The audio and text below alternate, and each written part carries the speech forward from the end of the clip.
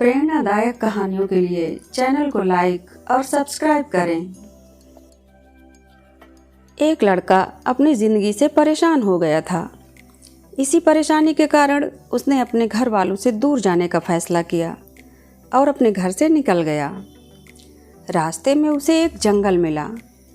वो वहाँ काफ़ी देर तक अकेले बैठा रहा, बहुत कुछ सोचता रहा।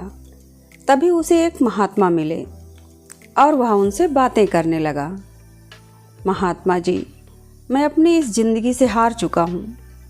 या तो मुझे अपने पास रख लीजिए या फिर मुझे कोई रास्ता दिखाइए। तब महात्मा ने कहा, बेटा, छोटी छोटी चीज़ों से परेशान क्यों होते हो? तुम इस जंगल में अकेले बैठे हो। एक काम करो, अपने आसपास के फूलों और बाँस के पेड़ों को देखो। जब मैंने फूलों और बाँस की गांठ को लगाया था, तब मैंने दोनों की बहुत अच्छे से देखभाल की और दोनों को ही बराबर पानी और खाद दिया। देखते ही देखते फूल के पौधे बहुत जल्दी बड़े होने लगे और इसने पूरे आश्रम को ही हरा भरा कर दिया। लेकिन बाँस की गांठ थोड़ी भी बड़ी नहीं हुई। लेकिन मैंने बाँस के लिए अपनी हिम्मत नहीं हारी। दूसरे साल फूलों के पौधे और घने हो गए, लेकिन फिर भी बाँस की गांठ में कुछ भी विकास नहीं हुआ। ऐसा करते करते 4 साल बीत गए। मैंने फिर भी हिम्मत नहीं हारी और मैं लगा रहा। महात्मा ने आगे कहा, 5 साल बाद उस गांठ में से एक छोटा सा पौधा अंकुरित हुआ, पर फूलों की तुलना में ये बहुत छोटा और कमज़ोर था। लेकिन केवल 6 महीने बाद ही यह छोटा सा पौधा 100 फीट लंबा हो गया। इन 5 सालों में इसकी जड़ इतनी मजबूत हो गई कि 100 फीट ऊंचे बाँस को संभाल सके।